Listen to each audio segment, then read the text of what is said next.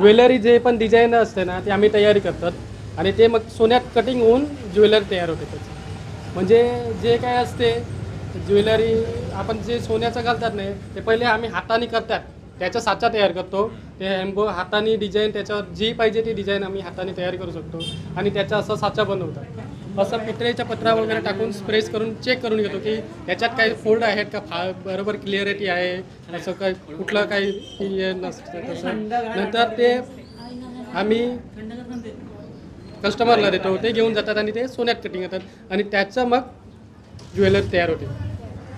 आम्हाला लगभग 15-20 वर्ष झालं आम्ही करतात. हां, जिथपर्यंत हे चालणार आहे ते नाही, हे बंद होणार नाही. कारण की बंद नाही होणार. जिथपर्यंत ज्वेलरी तयार होणार, जेवढं गहणं तयार होणार आहे तिथपर्यंत चालतच राहणार. मोहन सामंत त्याच्या आजोबांनी चालू केलेलं, सुरुवात केलेली. आता तरी या गोष्टीला झाले असतील जवळजवळ 100 वर्षाच्या आसपास झाले असतील. ज्यांनी चालू केलं ना त्यांच्या घराचा कोण नाही करत. त्यांची परिस्थिती वाईट झाली. ते जास्त पैसेवाले व्हायला पाहिजे होते, ते झाले नाही. त्यांची परिस्थिती वाईट आहे. ते दुसऱ्याकडे आता कामाला जातात. कारण पहिला हा फक्त सुतार समाजच, पांचाळ समाज हा व्यवसाय करायचा. आता या सगळ्या व्यवसायात सगळे जातीचे पडले आहेत. पहिल्या फक्त पांचाळ समाजच करत होता.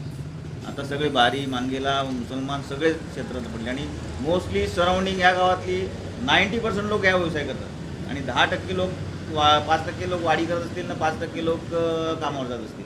आणि इकडे गव्हर्नमेंटचं लक्ष नाहीच आणि ती कुठे जॉब, इकडची माणसं जॉब मागायला सुद्धा कोणाकडे जात नाही. स्वतःच्या पायावर उभे राहतात. मोस्टली पहिले तर 10वी शिकायचे आणि लगेच 2 वर्ष कामाला, 3ऱ्या वर्षी माणूस दुकान टाकायचा, इन्कम चालू होऊन जायची. आता परिस्थिती अशी झाली की लाईटचा प्रॉब्लेम, मटेरियल्स महागाई, त्याच्यामुळे आता माणसं इकडची कामाला लागायला लागली असं झालेलं आहे. त्याच्यामुळे आता हा व्यवसाय पहिले ज्या मार्गाने मोठा होता त्याला आता उठी लागलेली आहे.